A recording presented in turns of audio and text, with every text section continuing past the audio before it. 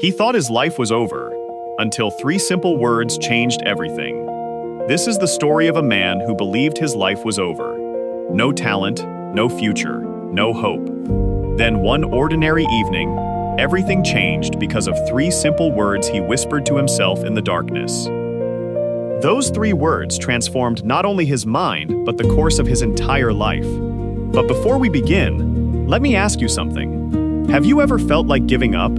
Have you ever worked as hard as you could, only to feel as though life kept knocking you back down?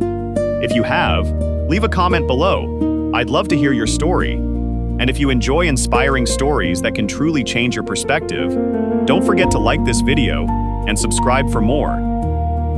In a crowded city, above a noisy marketplace, there was a tiny rented room with cracked walls and a leaking roof.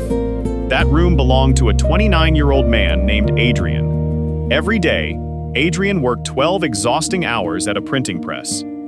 From sunrise until evening, he loaded heavy stacks of paper, cleaned loud machines, packed endless boxes, and wiped ink from his hands, only for more ink to stain them again. His back ached. His shoulders burned. By the end of every shift, he could barely stand. After paying rent and sending money home to support his widowed mother, there was almost nothing left in his pocket. Yet Adrian hadn't always imagined this life. When he was younger, he dreamed of becoming a software developer. He loved solving problems. He loved mathematics. He loved computers.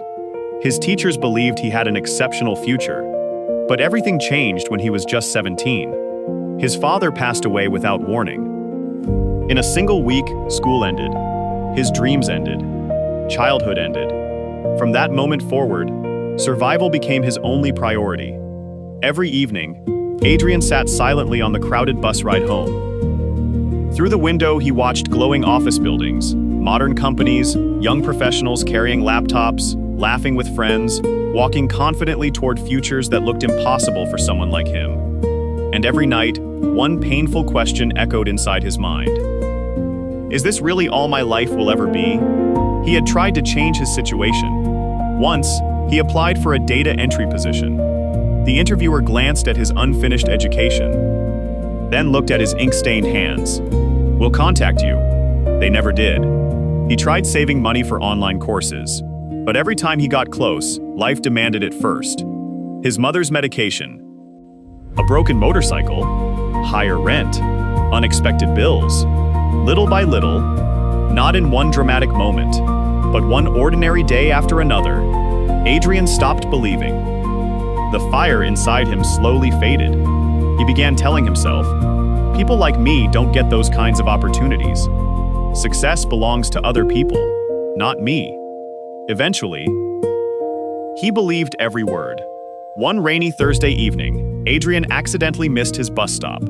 Lost in thought, he got off 2 stops too late. As he walked back through unfamiliar streets, he noticed a small community hall. A handwritten sign outside read, "Free talk tonight. One man's journey from zero to purpose." Normally, he would have kept walking, but he was soaked from the rain. He was exhausted. And somewhere deep inside him, a tiny voice whispered, "Go inside."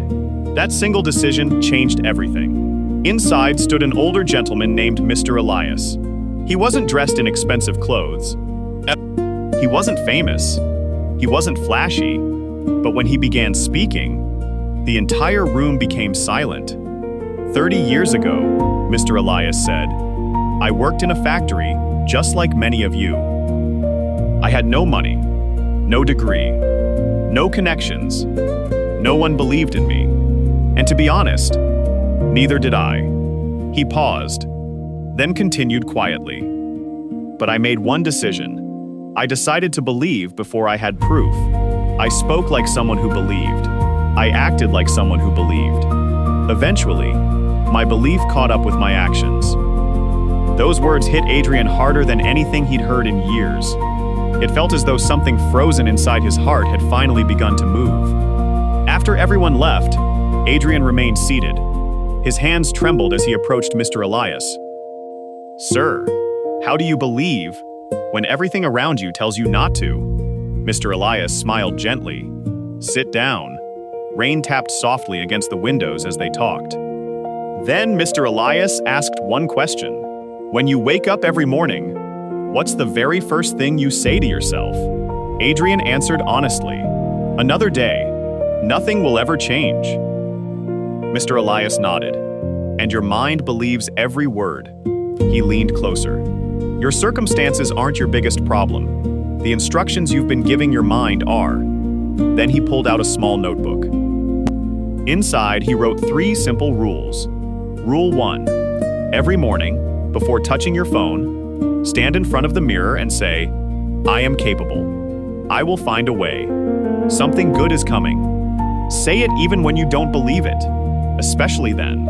Rule 2. Choose one valuable skill. Study it for 30 minutes every single day. Not when it's convenient. Make the time. 30 minutes. 90 days. That alone can redirect your future. Rule 3. Stop waiting for permission. Nobody is coming to rescue you. Give yourself permission to begin. Today, exactly where you are, with whatever you have. Mr. Elias handed Adrian the notebook. I'll give you 90 days. Come back only if you truly commit. I have no time for excuses. And neither do you. That night, back inside his tiny room, Adrian stared at the notebook. He thought about his father, his mother, his abandoned dream. Then he picked up a pen. At the top of the first page, he slowly wrote 3 words. I am capable. It felt like a lie. He wrote them anyway. The first week was painful. Every morning he stood before the mirror. He repeated the words. He felt foolish. His own voice sounded unfamiliar. But he refused to stop. He chose one skill, web design. Using only an old Android phone, he watched free YouTube tutorials before work, during lunch, late at night, 30 minutes, every single day. At first, nothing made sense. Then little pieces began connecting. Slowly, the impossible became understandable. His coworkers laughed. You? A web developer? Adrian simply smiled and kept learning. By day 22, something remarkable happened. He woke up saying, I am capable. Before the alarm even rang, the words no longer felt forced. They had become part of him. By day 60, he had built 3 practice websites, a bakery, a barbershop, a pharmacy. They weren't perfect, but they worked. By day 81, a local mobile phone repair shop contacted him. I heard you build websites. Can you make one for my business? His hands shook as he replied, Yes, I can. When the payment arrived, he didn't just see money, he saw proof. Proof that the same ink-stained hands, once limited to lifting paper, could now build a future. 90 days later, Adrian returned to the community hall. Mr. Elias looked through his portfolio, then smiled proudly. You did it. Adrian lowered his head. It's still small. Mr. Elias laughed softly. Of course it is. Every giant tree begins as a seed. He placed a hand on Adrian's shoulder. The important thing isn't how far you've gone. It's how far you've come. 1 year later, Adrian no longer worked at the printing press. He had become a freelance web designer.